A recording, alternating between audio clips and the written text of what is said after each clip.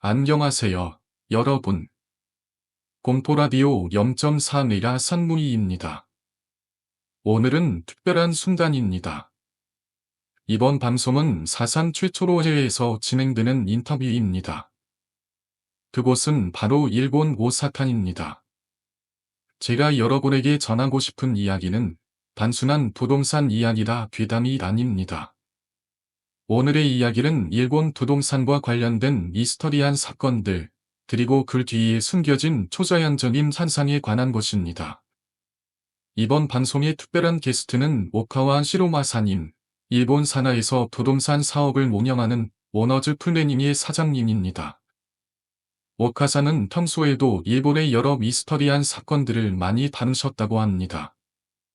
그러나 그가 최근 겪은 사건은 단순히 괴담 수준을 넘어 정말 현실과 괴담이 얽혀있는 기묘한 이야기들이었습니다.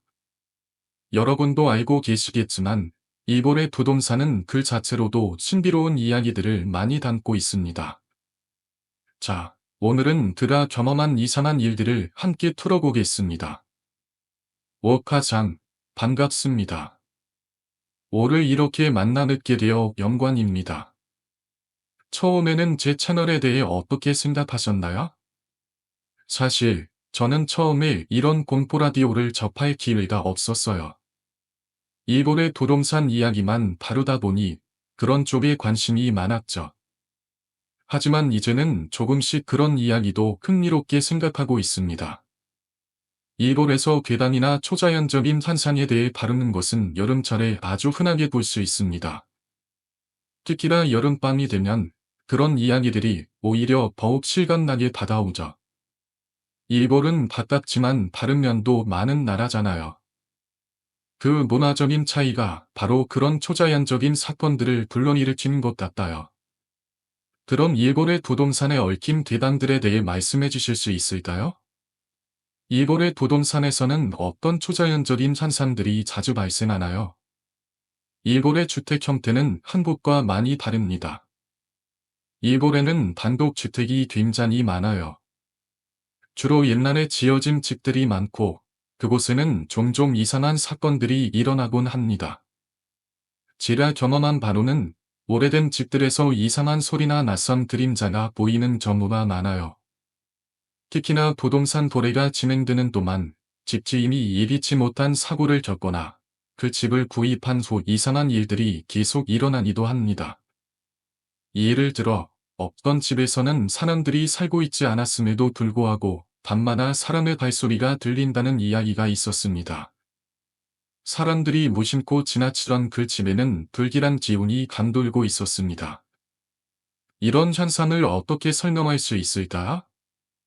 단순한 우연일까요? 아니면 그 집이 가지고 있는 특별한 의미가 있을까?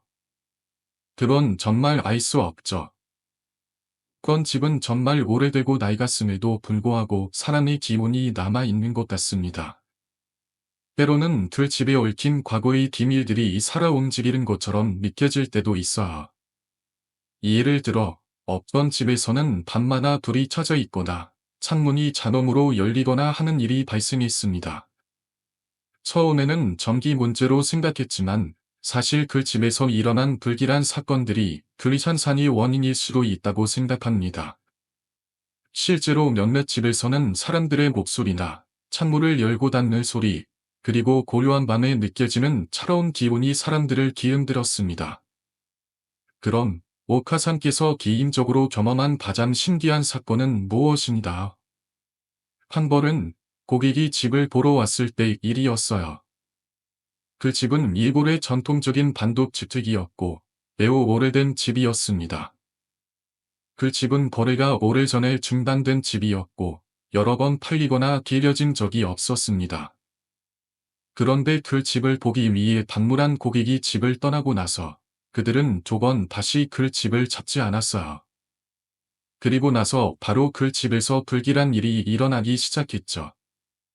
집주인은 물건이 계속 사라지고 집 안에서 누군가나 걷는 소리가 들린다고 했습니다. 무엇보다도 그 집에서 살고 있던 사람들은 이상한 꿈을 꾸거나 말할 수 없는 공포를 경험했다고 말했습니다. 그 집은 마치 달의 세계와 연결된 듯한 기분을 주었죠. 정말 믿을 수 없는 이야기네요. 그런 글집과 관련된 괴담이나 초자연적인 현상은 더 있나요? 예를 들면 주원이나 자해 같은 공포 영화가 떠오르네요. 그 영화들처럼 실제로 일본에서는 개그맨 마스마테 사고를 당한 사람에게 반드시 알려줘야 한다는 규정이 있다는 얘기를 들었습니다. 한국에서는 이런 일이 전혀 없죠. 그런데 왜 그런 고지를 해야 하는 걸까요? 그 이유는 단순한 규정이나 법 때문이라기보다는 과거의 사건들이 많은 영향을 미쳤기 때문입니다. 그 고지를 해야 한다는 정확한 법적 근거는 없어요. 그러나 과거에 발생한 끔찍한 사건들, 특히 그 사건들로 인한 후밀증이나 사람들이 경험한 이상한 일들이 사람들 사이에서 널리 퍼졌죠. 일본의 부동산 업계에서도 그런 사건이 발생하면 그것을 고지하는 것이 정상적이고 한 사람의 안전을 위해 반드시 알려야 한다는 분위기가 형성되었습니다. 법적으로 명확히 지정된 것은 아니지만 일종의 지침처럼 여겨지고 있어요. 그래서 만약 사고가 있었다면 그런 심각한 사건을 고지하는 것이 옳다고 판단하는 겁니다. 그리고 한국에서는 이런 매물들을 무조건 고지해야 한다고 착각하는 경우가 많은데 사실 그렇지 않아요. 예를 들어 살인 사건이나 극단적인 사고가 있었다면 그 정도의 심각한 사건은 고지해야 한다는 규정이 있죠. 그러나 단순한 자연사는 별다른 고지 의무가 없습니다. 만약 그 집에서 누군가 자연스럽게 세상을 떠난 것이라면 그 사실은 별로 중요한 정보가 아니라고 여겨지는 것이죠. 그렇다면 일본에서 유명한 드라마 롱던달인에서처럼 사고 매물에 대한 고지 문제가 어떻게 해결되는 걸까요? 이 드라마에서는 주인공이 집을 세탁하는, 즉 사고가 있었던 집을 새롭게 수리하고 그 집을 다시 팔거나 임대하는 이야기입니다. 이런 매물이 다시 팔리거나 다른 사람이 사게 되는 경우 그 집의 과거가 고지되지 않는다면 그것은 정당한가? 사실 이 문제는 일본에서 늘 논란이 되곤 했습니다.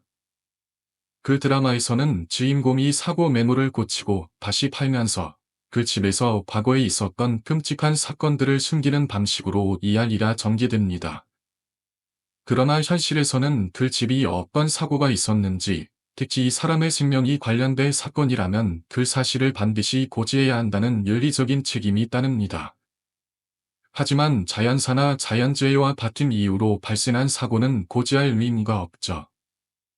그 이유는 그 사건들이 너무 많고 일상적인 일로 간주되기 때문입니다. 그럼에도 불구하고 주목할 만한 것은 바로 자연사가 아닌 사건들입니다.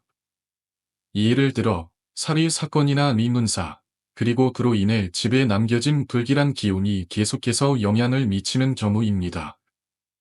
그런 집에서는 때때로 이상한 소리가 들리거나 고요한 밤에 문이 저절로 열리기도 하죠. 이런 사건들을 고지하지 않으면 새로 이사 오는 사람은 그 집에 얽힌 불길한 기운을 모르고 그대로 살아나게 되는데 이는 매우 위험할 수 있습니다. 그렇다면 고지가 의무가 아닌 경우라도 그 집의 기운이 너무 불길하다면 어떻게 해야 할까? 많은 사람들이 그 집에서 이상한 일들을 경험하고 그 집에 대한 소문이 퍼지면서 점점 더 많은 사람들이 그 집을 피해 가게 됩니다. 어떤 사람은 그 집에 들어갔다가 다시 나오지 못했다는 이야기도 있죠. 특히 일본의 일부 지역에서는 집을 팔거나 임대할 때 과거에 있었던 사건들이 사라지지 않고 집에 남아있는 경우가 많습니다. 그렇다면 그런 집에서 일어난 일들은 실제로 어떤 식으로 사람들에게 영향을 미칠까? 예를 들어 어떤 집에서 사람의 그림자가 보인다고 할 때 그 그림자는 단순한 파명이 아닐 수 있습니다. 집에 얽힌 끔찍한 사건들이 그 그림자 속에 갇혀 밤마다 집을 떠도는 것일지도 모릅니다.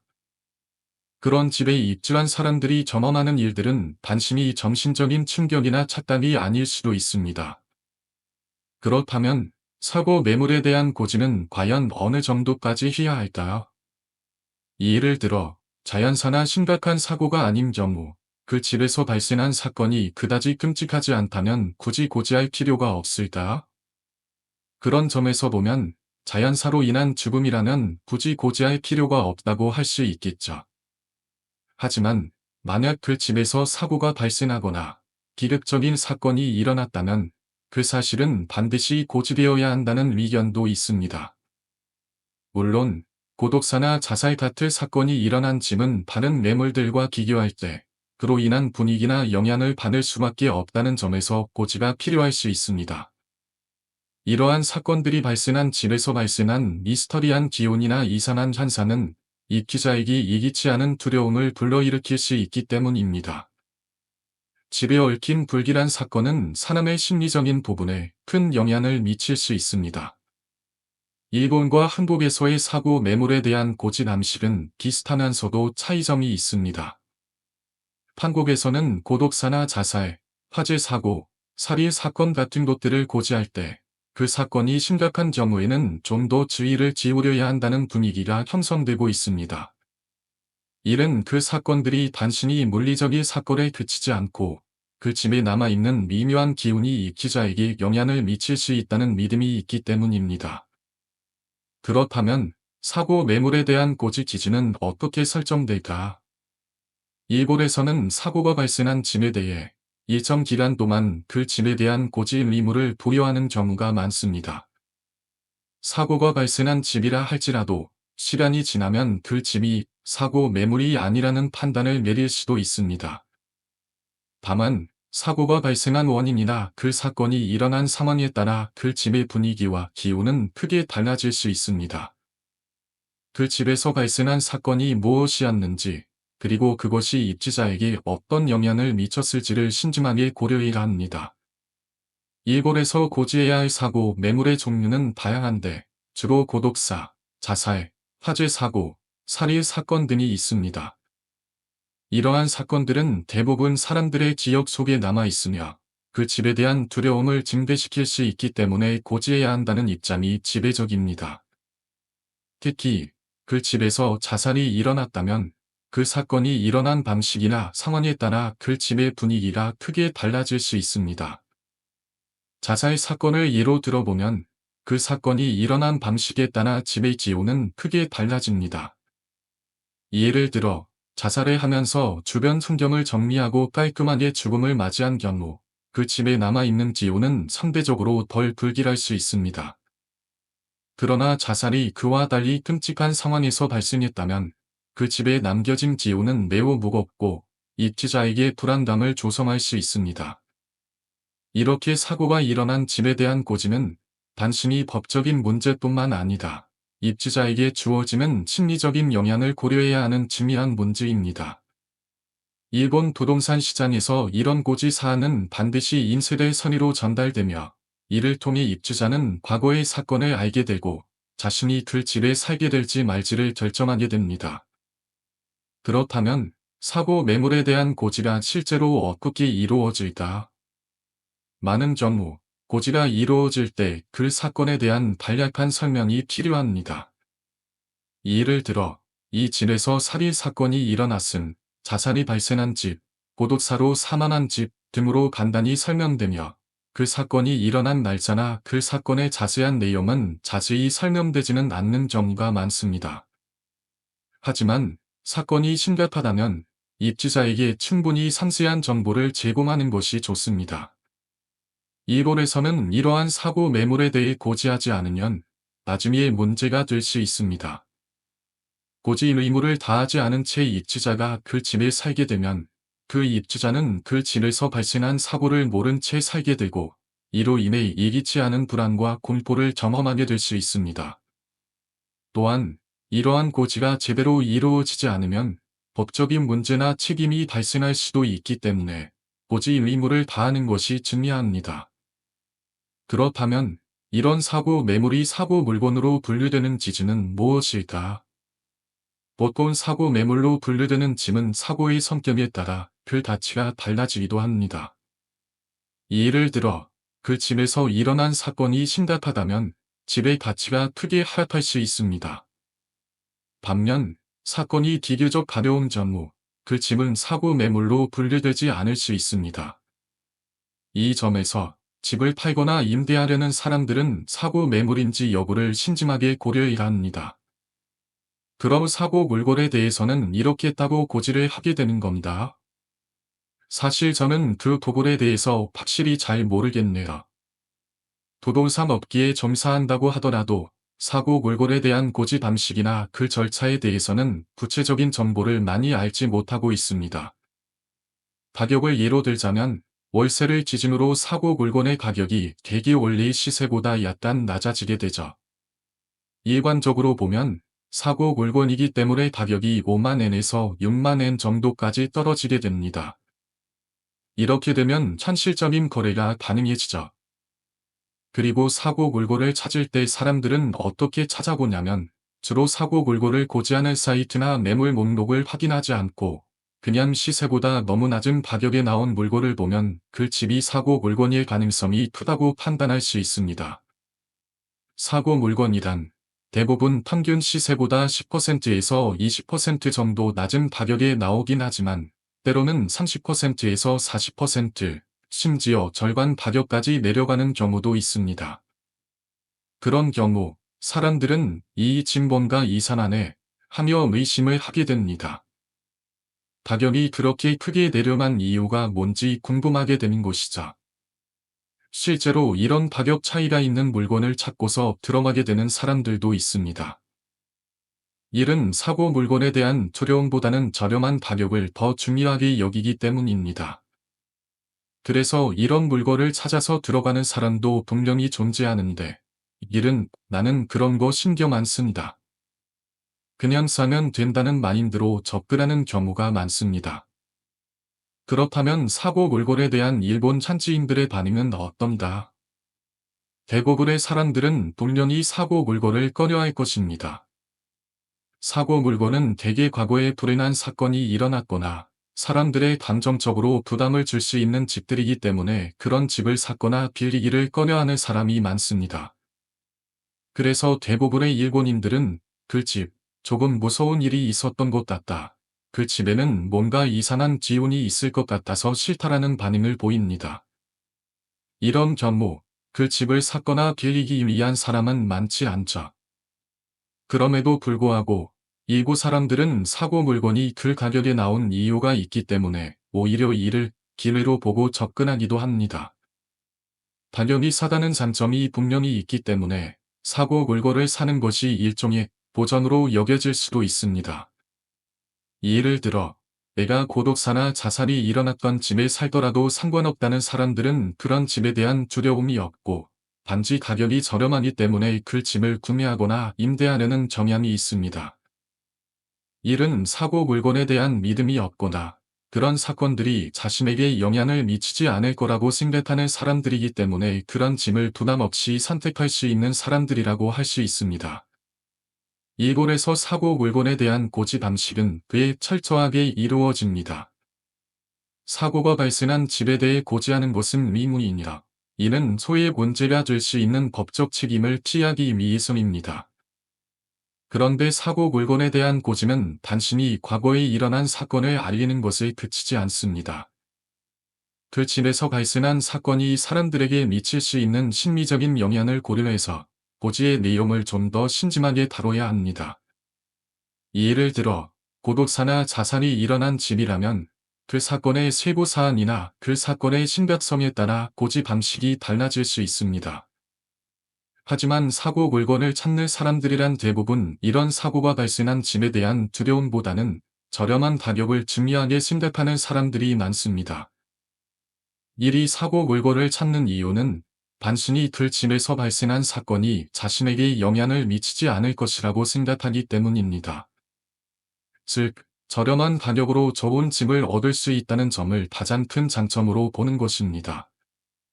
이러한 사고 물건을 취급하는 사람들 중에는 사고의 과거에 대해 별로 신경 쓰지 않고 그냥 가격이 저렴하다는 이유로 선택하는 경우가 많습니다.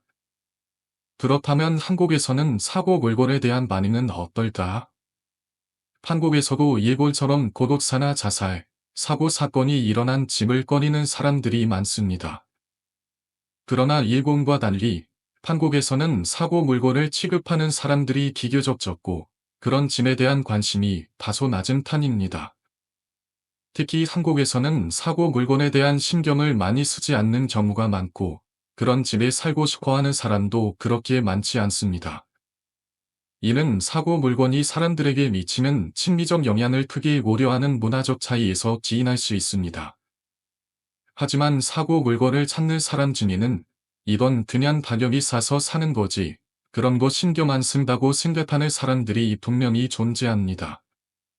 이러한 사람들은 사고 물건에 대한 두려움이 없고 과거의 사건이 자신에게 영향을 미칠 것이라고 생각하지 않기 때문에 가격이 저렴하다는 점에서만 매력을 느끼게 되는 경우가 많습니다. 이는 단지 가격이 저렴하다는 점만을 보고 사고 물건을 선택하고 그런 집에서 살아도 괜찮다고 생각하는 것입니다. 사실 사고 물건에 대한 고지 문화라는 것은 일본에서는 거의 전혀 존재하지 않죠. 그래서 많은 사람들이 그 사실을 모른 채 그런 집에 들어가게 되면 종종 기묘한 일들을 겪게 되기도 합니다. 예를 들어 어느 날 갑자기 이상한 기호를 느끼거나 어떤 형태로든 불안한 감정을 느끼고 결국에는 그 집에서 나와야 하는 상황에 처하는 경우도 있습니다. 이런 이야기들은 주로 서문에서 많이 들리곤 하죠. 그런데 사실 이런 일을 겪고 나서야 그 집이 사고 물건이었음을 알게 되는 경우가 많습니다. 모른다는 사실이 더 무섭게 다가오는 것 같습니다. 그저 지나가다 들은 이야기일 뿐이지만 누구에게나 닥칠 수 있다는 그 두려움은 결코 작지 않죠. 그렇다면 부동산 업계에서 이런 사고 물건에 대한 계약을 해본 경험이 있는지에 대한 질문이 나옵니다. 솔직히 말해서 저는 사고 매물 계약을 해본 적은 없습니다. 그럼에도 불구하고 이런 사고 물건이 실제로 발생했을 때 그 문제를 어떻게 다루는지에 대한 이해는 어느 정도 있습니다. 사고 매물이라고 하면 보통 과거의 그 집에서 어떤 일이 있었는지를 숨기고 매매를 하거나 중개하는 경우가 많죠. 예를 들어 그 집에서 고독사나 자살 같은 일이 있었다면 이는 분명히 큰 리스크가 될 수 있습니다. 저는 사실 이러한 사고 매물을 다루는 것이 매우 부담스러워서 계약을 하기 전에 그 물건에 대한 정보나 상황을 좀 더 면밀히 조사하려고 노력합니다. 부동산 업계에서 일하면서 사고 물건에 대해 명확히 알고 있지 않으면 큰 문제가 될 수 있음을 인지하고 있기 때문입니다. 즉, 사고 물건에 대한 고지는 중요한데 이것을 명확하게 고지하지 않으면 법적 책임이 따를 수 있기 때문입니다. 사고 물건을 중개하는 경우에도 그 사실을 숨기지 않으려고 노력하죠. 물론 사고 물건이 아니라는 말도 있지만 만약 누군가나 그 집에서 이상한 일을 겪었다면 나중에 그 사실을 알게 되면 문제가 될 수 있습니다. 사실 사고 물건을 고지하지 않고 중개하는 경우가 있기는 합니다. 예를 들어 어떤 집에서는 고독사나 자살이 있었지만 그 사실을 고지하지 않고 그냥 매매를 진행하는 경우가 종종 발생합니다.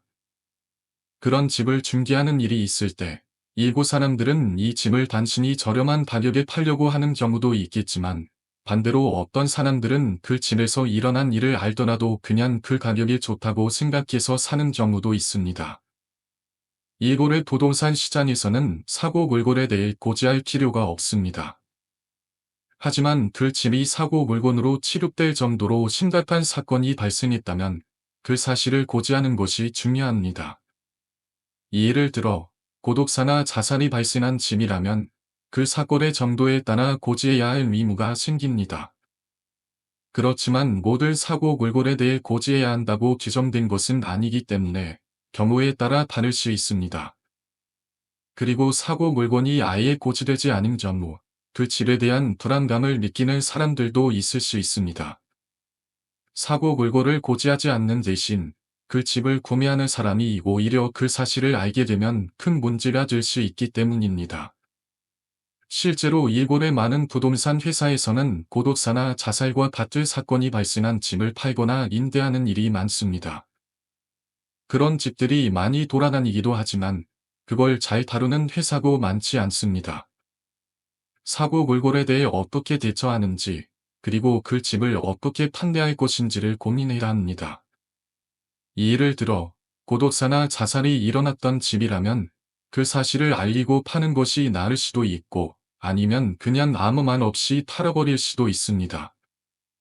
그러나 사고 골고를 다루는 사람들은 일종의 경험이 있기 때문에 어느 정도 집단적으로 그 집에서 일어난 사건이 무엇인지 파악할 수 있습니다. 그렇다면 만약 사고 골고를 찾아나게 된다면 어떻게 해야 할까? 예를 들어 월세로 임대하는 집에서 사고가 일어난 경우에는 건물주가 그 사실을 만연히 싫어할 수 있습니다. 건물주가 월세를 받는 입장에서 그 사실을 고지하는 것이 불편할 수 있기 때문입니다. 그래서 다른 부동산 회사와 이야기해보면 사고 골고를 다룰 때 그들이 어떻게 대처하는지에 대한 경험담을 들을 수 있습니다. 일부 회사들은 고독사나 자살 사건이 많이 발생한다고 이야기를 합니다. 그리고 이런 짐에 대한 대처는 어떻게 하냐고 물어보면 경찰을 부르거나 답이 없는 집에 문을 열고 들어가기 전에 어느 정도 직감을 가지고 확인한다고 말합니다. 그런 경험이 있기 때문에 혼자 가서 확인하지 않으려고 하고 만약 상황이 이상하다면 즉시 경찰에 신고하는 절차를 밟기도 합니다. 사고 골고를 다룰 때 가장 중요한 것은 그 짐에 대한 직감과 경험입니다. 많은 사람들이 사고 물건을 싫어하지만 일부는 그런 사고 물건이 저렴하다는 이유로 선택하는 경우도 있습니다. 하지만 그런 집을 선택하는 것은 동경이 위험을 동반할 수 있기 때문에 사고 물건에 대한 고지와 그에 대한 처리 방법을 정확히 알고 있는 것이 중요합니다. 사고 물건이 발생한 집을 팔거나 임대하는 일은 그 자체로 큰 리스크를 동반할 수 있지만 이를 잘 다루면 적정한 가격에 거래를 할 수도 있습니다. 그렇죠. 사실 이런 사고 물건에 대한 고지 여부는 매우 주관적인 판단이기 때문에 건물주가 스스로 결정을 내리게 됩니다. 보통은 그 집에서 일어난 일이 심각하지 않다고 판단되면 고지하지 않기도 하죠. 그러나 만약 사고가 심각하게 터졌다면 그 사실을 숨길 수 없게 되기 때문에 고지해야만 합니다. 하지만 이 역시 건물주가 자발적으로 고지하는 것이기 때문에 그 선에서 적당히 협의를 통해 결정을 내리게 됩니다. 이런 점에서 보면 사고 골고를 다룰 때는 각자의 판단에 따라 다르게 처리될 수 있음을 알 수 있습니다. 사실 어떤 집이든 사연 없는 집이 없다는 말처럼 구체적으로 파고들면 여러 가지 이야기가 나올 수 있습니다. 이런 공포 이야기를 계속 이어간다면 유명한 장소 중 하나가 떠오릅니다. 바로 남바라라는 곳인데 그곳은 옛날에 큰 묘지가 있었던 곳이었어요. 그 지역은 사람들 사이에서 유명한 장소로 옛날부터 여러 가지 미스터리한 사건들이 있었죠. 특히 그곳에서 발생했던 큰 사고들, 예를 들어 서우나에서 발생한 화재 사고 같은 것들은 사람들 사이에서 여전히 회자되는 이야기입니다. 그 사고는 수십 년 전에 일어난 일이지만 아직도 많은 사람들이 그 장소를 기억하고 있습니다. 남바나는 한때 큰 묘지였고 그 소에는 사우나로 변함되었지만 그곳에서 일어난 돌이 엄청난 피해를 남긴 사건이었어요. 그 사고는 한동안 사람들 사이에서 공포의 대상으로 여겨졌고 그 소에는 많은 사람들이 그 지역을 피해 다녔습니다. 사실 이 이야기들은 이미 많은 사람들에게 알려져 있지만 여전히 그곳에 가면 어떤 기묘한 감정이나 분위기가 감도는 느낌을 받기도 하죠. 예전에 그곳에서 발생한 사건들을 이야기할 때마다 사람들의 얼굴이 어두워지곤 했습니다. 이런 음지와 양지의 차이가 있다면 금길은 확실히 그런 장소에서 더 많이 흐르는 것 같다.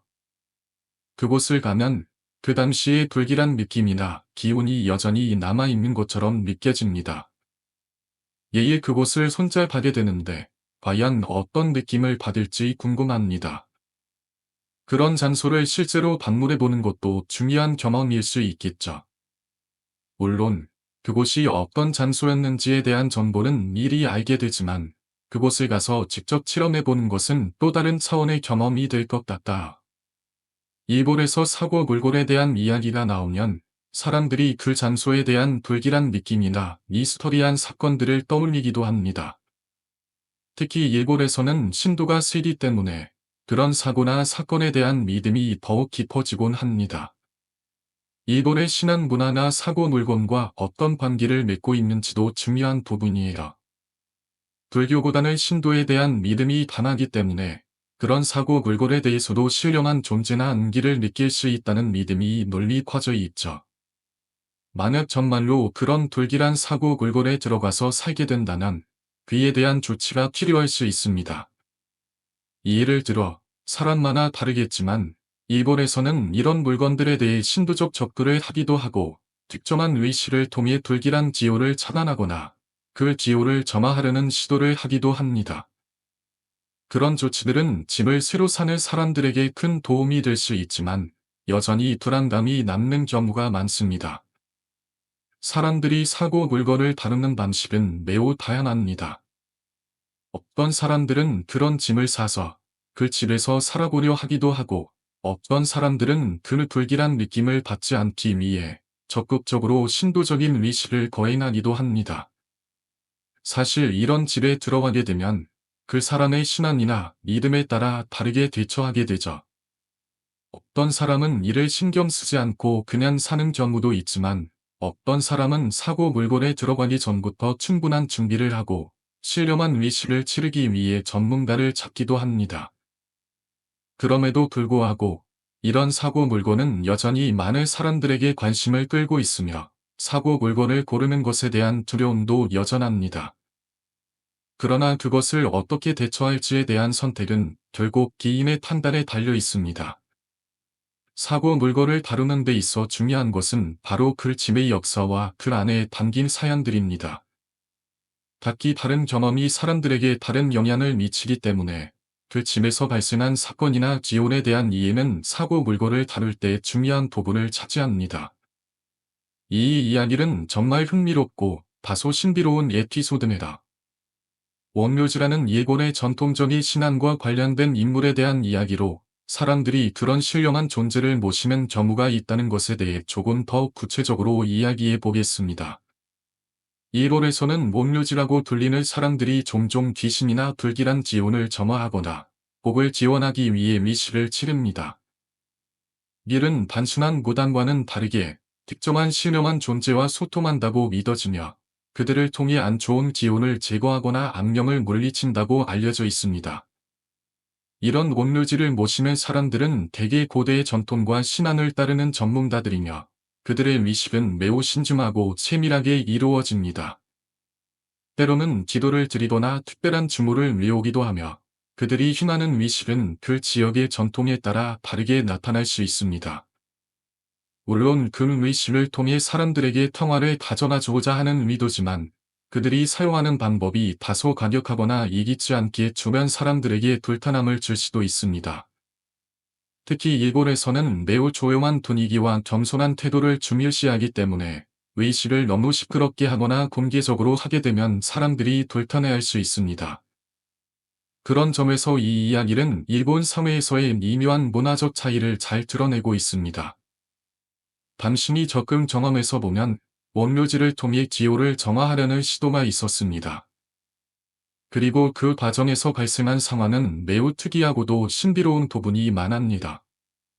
예를 들어 40대 젊은 나이에 갑작스럽게 세상을 떠난 사람에 대한 이야기인데 이 사람의 죽음을 두고 가족들이 그 이유를 알지 못해 급히 짐을 열려고 했던 상황은 그 자체로도 이상하고 기이한 상황을 느낄 수 있습니다.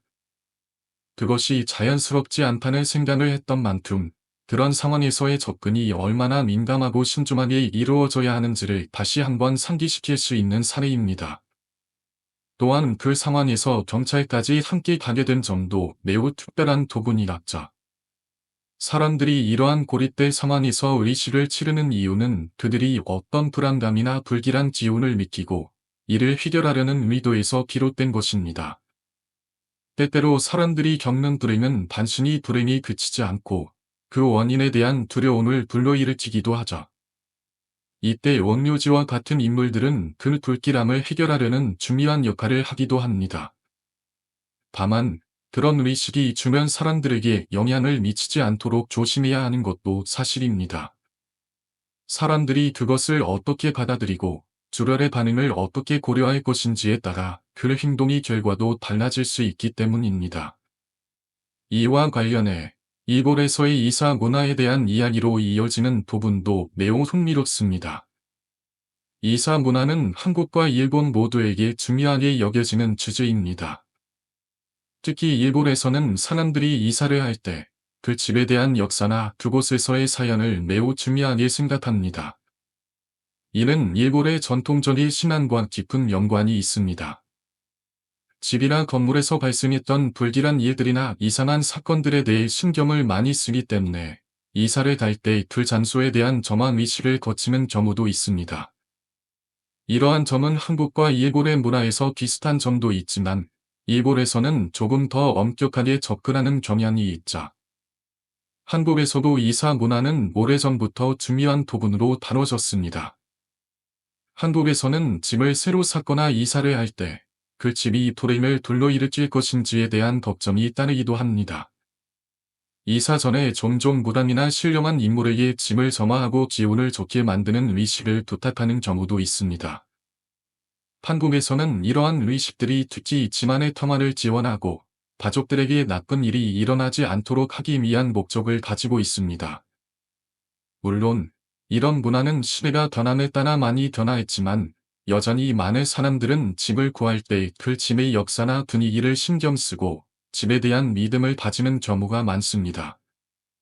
결국 한국과 일본 모두 이사와 관련된 전통적인 신앙과 의식들이 여전히 중요한 역할을 하고 있으며 사람들이 이러한 문제에 대해 민감하게 반응하는 것은 그들의 문화와 역사를 반영한 것입니다. 이런 이야기들은 그 지역 사람들의 삶과 가치관을 잘 보여주고 있으며 공통적으로 중요한 것은 자신이 거주할 곳에 대해 긍정적이고 편안한 기운을 바라는 마음입니다. 어쩌면 우리가 살고 있는 집이나 공간에 대한 생각이 너무 물리적이고 실용적인 면에 집중되어 있을 수 있지만 그 안에 담겨 있는 이야기는 또한 그 집이 가진 독특한 에너지와 역사를 통해 많은 의미를 전달할 수 있습니다. 이러한 점에서 원묘지와 같은 신앙적 접근은 단순히 불안이나 두려움을 해소하기 위한 수단일 뿐만 아니다. 그곳에서 살아나는 사람들에게 안정과 평화를 가져다주는 중요한 역할을 하기도 합니다.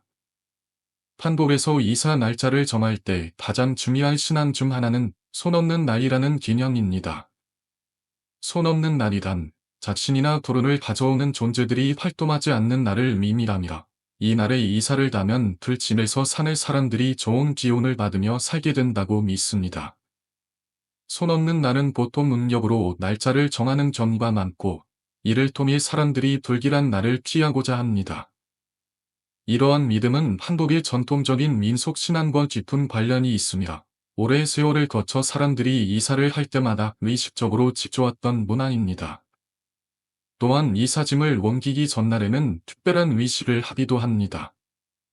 예를 들어 밥솥에 새로 수확한 쌀을 담고 밥솥 뚜껑을 열어놓는 것은 집에 좋은 기운이 가득 차도록 하겠다는 의미입니다. 또한 연세가 있으신 분들은 다택심을 믿고 화장실을 미리 청결하게 만들거나 이사 가기 전날에는 수수떡과 막걸리를 준비해 두껍게 차려놓고 잘 살게 해달라고 기도를 하기도 합니다. 이러한 문화는 집에 들어올 때 좋은 기운이 흐르길 바라는 마음에서 비롯된 것입니다. 일본에서도 이사와 관련된 전통적인 믿음과 민간 신앙이 존재합니다. 일본의 경우 이사할 날짜를 정할 때 중요한 것은 다이안 또는 보무기치라는 개념입니다. 다이안은 좋은 날을 의미하며 이 날에 이사를 가면 좋은 일이 생길 것이라고 믿습니다.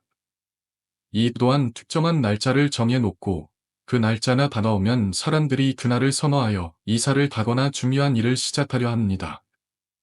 일본의 달력에도 이와 관련된 날들이 표기되어 있어 많은 사람들이 그 날짜를 체크하고 그날에 맞춰 이사를 가는 경우가 많습니다. 또한 일본에서도 이사를 할 때 방향에 대한 신경을 씁니다. 예를 들어 복향이 좋은 방향이라고 믿는 사람들이 많습니다. 올해 이사를 가는 사람에게는 복향이 좋다고 말하며 그 방향을 따라 이사할 것을 권장하기도 합니다. 이와 비슷한 방식으로 한국에서도 특정한 방향을 선호하는 문화가 있습니다. 예를 들어 한국에서는 주택의 방위와 관련된 믿음이 있습니다. 특히 복향이 좋은 방향으로 여겨지기도 합니다. 이처럼 일본과 한국은 이사하는 방향에 대해 공통적인 믿음을 공유하는 부분이 있습니다. 한국과 일본에서 이사할 때 함께 진행되는 전통적인 미식들은 다소 유사하면서도 약간씩 다르게 나타납니다. 한국에서는 집에 들어갈 때 밥솥을 먼저 집에 들여놓고 부엌에서 신에게 제사를 지내는 경우가 많습니다. 이는 집에 들어오는 기운이 긍정적이고 좋은 기운이 지속되도록 기도하는 의미가 있습니다. 반면 일본에서는 고이라는 개념이 있으며 가정의 여성들이 사용하는 화장대 거울을 먼저 집에 들여놓는 것이 중요한 의식 중 하나로 여겨집니다. 일본에서는 거울을 먼저 들여놓으면 집의 기운이 점화되고 사람들의 운명이 바뀌게 된다고 믿습니다. 이 의식은 집의 기운을 순환시키고 사람들에게 좋은 영향을 미치기를 바라는 의미로 진행됩니다. 한국과 일본의 이사 문화는 비슷한 점이 많지만 단 나라에서 강조하는 부분은 다를 수 있습니다. 예를 들어 한국에서는 다택심과 다택신앙이 중요한 역할을 하며 집의 청결과 의심을 강조하는 반면 일본에서는 다이안과 같은 좋은 날을 선호하고 방향을 중시하는 경향이 강합니다. 그러나 양국 모두 이사는 단순히 물리적인 이동이 아닌 삶의 중요한 변화와 연관된 의식적 활동으로 간주되고 있습니다. 이러한 문화들은 각국의 전통적인 신앙과 민속, 그리고 그 섬의 가치관을 잘 반영하고 있습니다. 이사와 관련된 민속 신앙은 오늘날에도 여전히 사람들에게 큰 영향을 미치고 있습니다.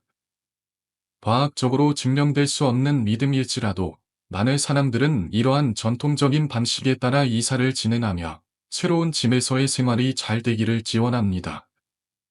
결국 이사 문화는 단지 물리적인 공간의 변화뿐만 아니다. 그 변화 속에서 찾을 수 있는 긍정적인 기움과 평화를 원하는 사람들의 마음을 반영하는 중요한 부분이다 할 수 있습니다. 한국에서 집을 선택하거나 집안의 대치를 정할 때 가장 중요한 고려사항 중 하나는 바로 품시지리입니다. 품시지리는 고려의 중국에서 유래했지만 삼국시대인 고구려, 백제, 신라 시절부터 한국에도 영향을 미치기 시작했습니다. 이 품시지리는 단순한 집의 방향이나 배치뿐만 아니라 사람의 운명과도 밀접한 관계가 있다고 믿어집니다. 품시지리에서 가장 중요한 원칙 중 하나는 바로 별투 대산임수, 대산임수, 별투입니다.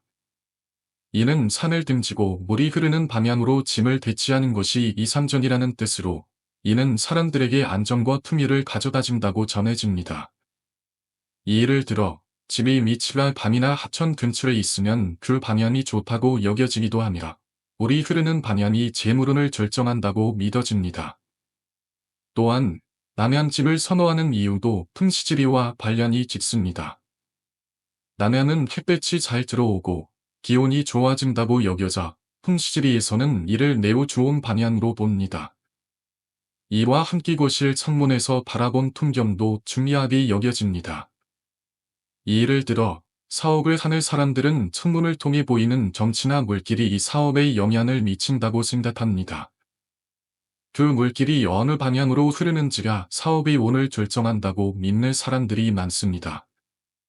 이러한 관점은 오늘날에도 많은 사람들이 집을 고를 때 중요하게 고려하는 사안 중 하나입니다.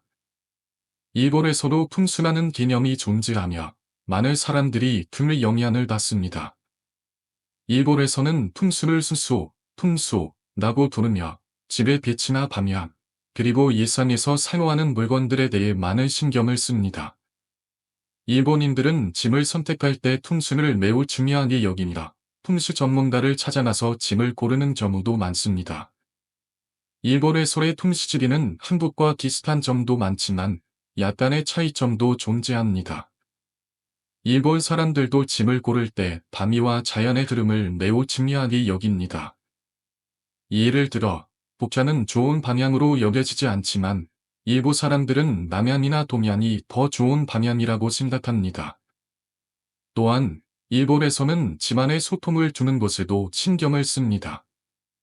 일본에서 자주 사용되는 소통으로는 패만하기, 도어미, 코끼리 등이 있습니다. 이러한 소통들은 모두 재물운을 족제하고 집에 행운을 가져다 준다고 믿어집니다.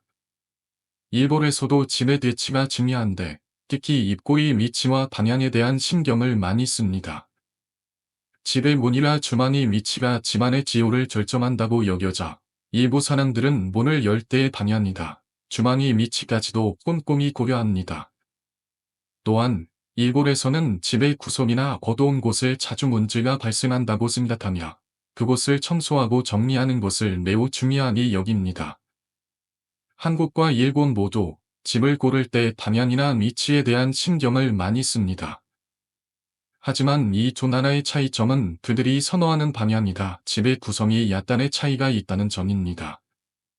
예를 들어 한국에서는 남향이 좋은 방향으로 여겨지고 집의 대치나 위치를 정할 때 이를 중심으로 삼는 경우가 많습니다.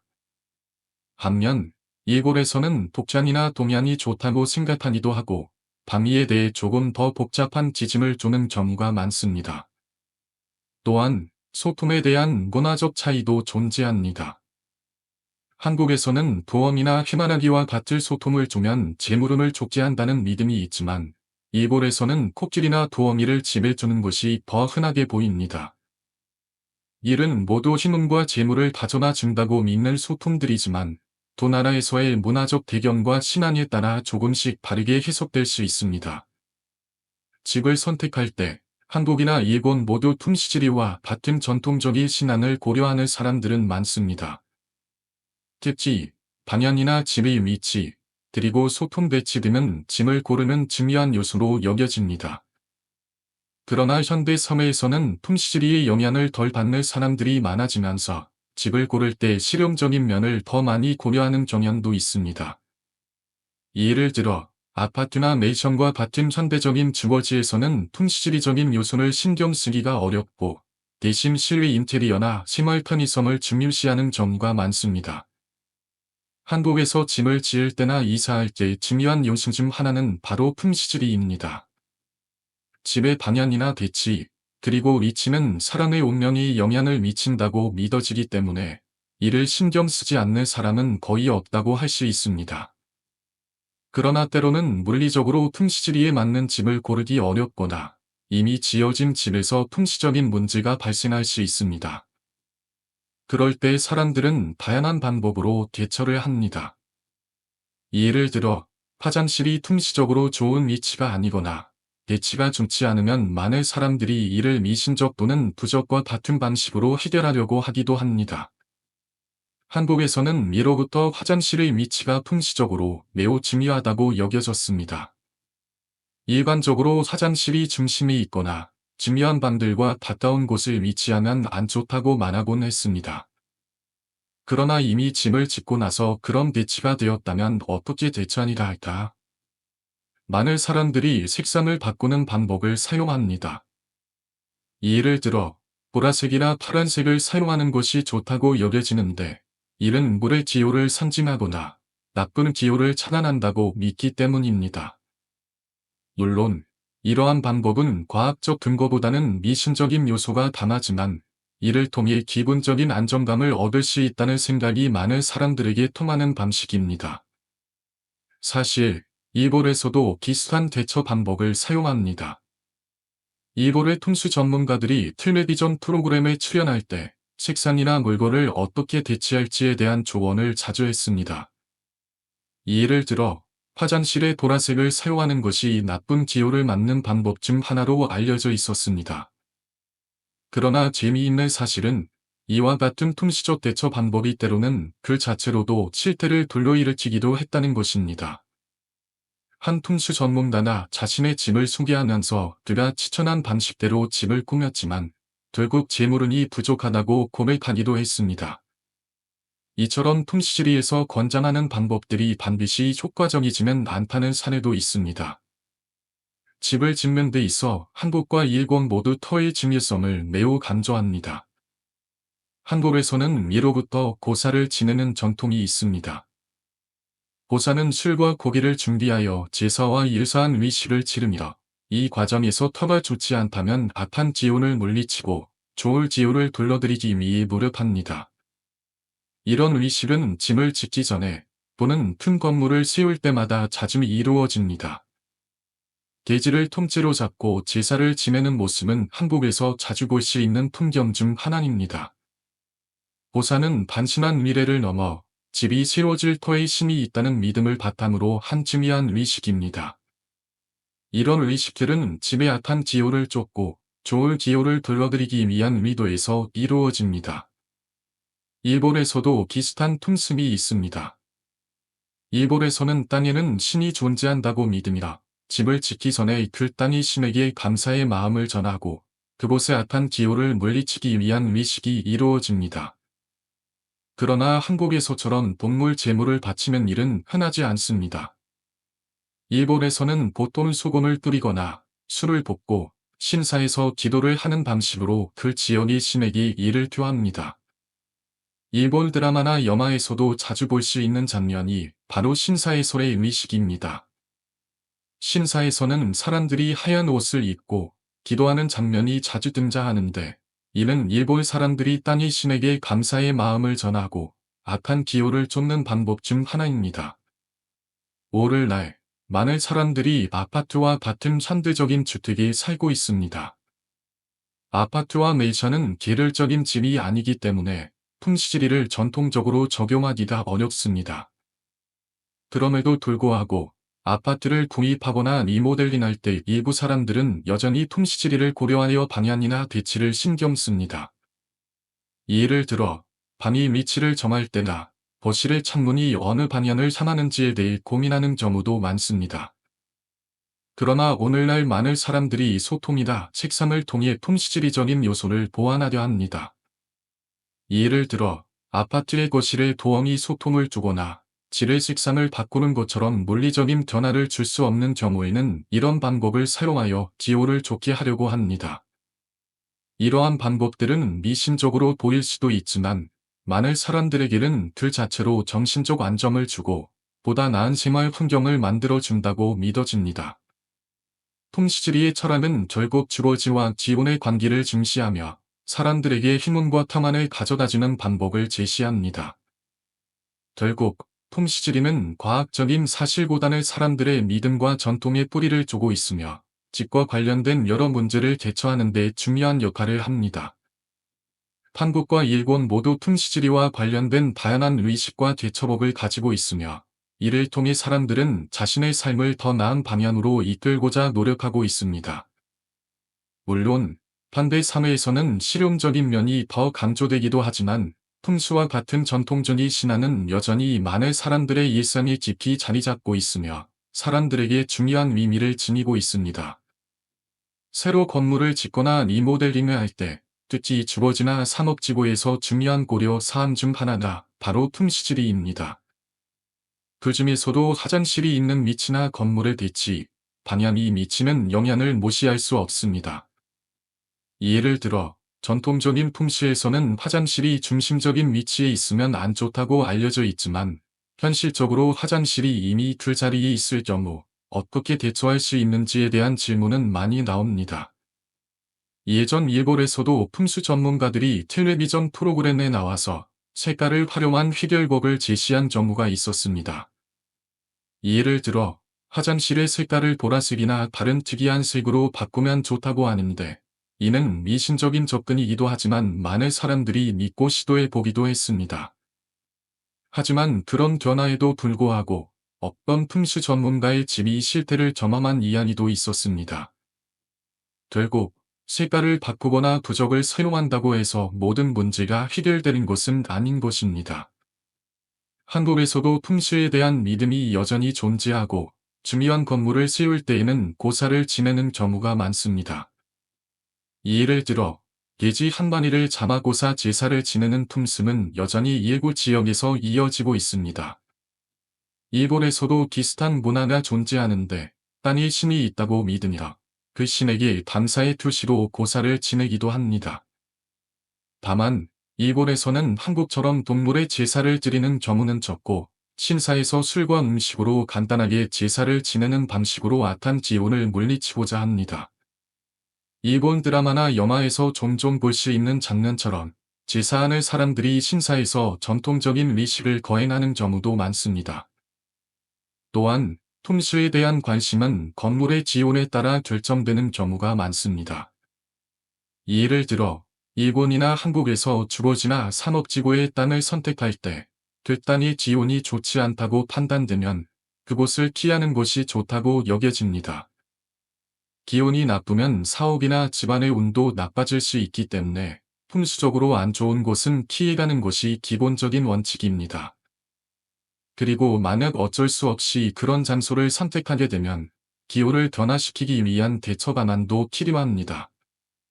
하지만 푼수이 이론을 실용적으로 적용하는 데에는 개인적인 믿음이나 감각이 많이 개입되기 때문에 이를 그대로 따르는 사람도 있지만 그렇지 않을 사람도 많습니다. 일본에서도 산업지구에서 사고나 사건이 발생한 건물의 경우 그 사건이 알려지면 곧바로 뉴스에 보도됩니다.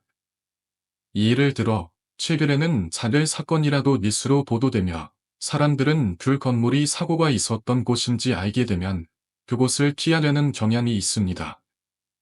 예를 들어 어떤 바에서 주인과 단골 고객단의 살인 사건이 발생한 소, 그 건물이 사고 지정이 된 경우가 있었습니다.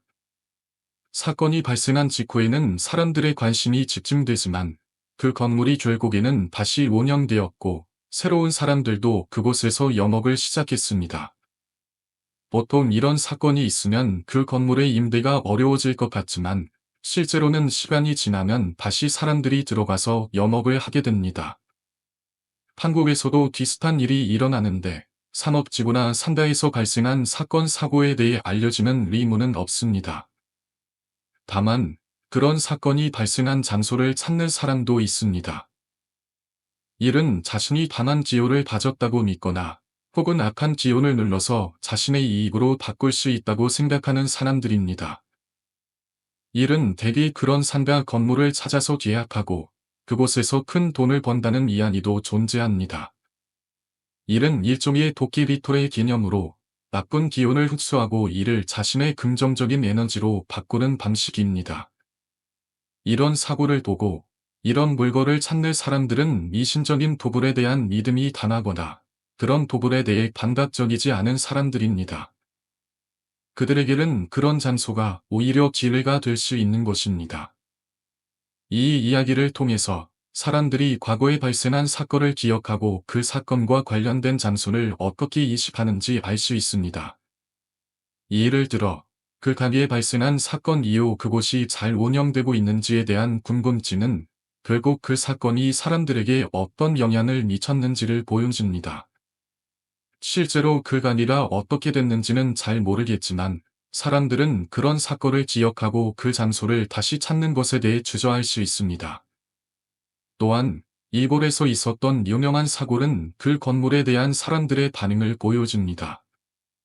예를 들어 정신병자나 휘발유를 뿌리고 불을 질러 많은 사람들이 다칠 사건이 있었던 건물은 그 사건 이후로도 여전히 기어 있다고 합니다. 사람들이 그 사건에 대해 어떻게 생각하느냐에 따라 그 건물의 임대 상황도 달라질 수 있습니다. 사고가 발생한 건물은 대체로 산업적으로 분리할 수 있지만 시간이 지나면 그곳에 다시 사람들이 들어오기도 합니다. 그렇지만 그런 사건이 지속되는 동안 그 건물은 사람들이 회피하는 장소가 될 수밖에 없습니다. 그리고 일본에서의 부동산업 경험도 중요한 요소입니다. 그동안 일본 부동산에서 일한 경험을 토대로 여러 가지 오싹한 경험이나 주변에서 들은 이야기도 있을 것입니다. 사람들의 경험과 그들이 믿는 것에 따라 어떤 사건이 발생한 장소는 피해야 할 곳이 될 수도 있고 어떤 사람들에게는 도전의 기회로 여겨질 수도 있습니다.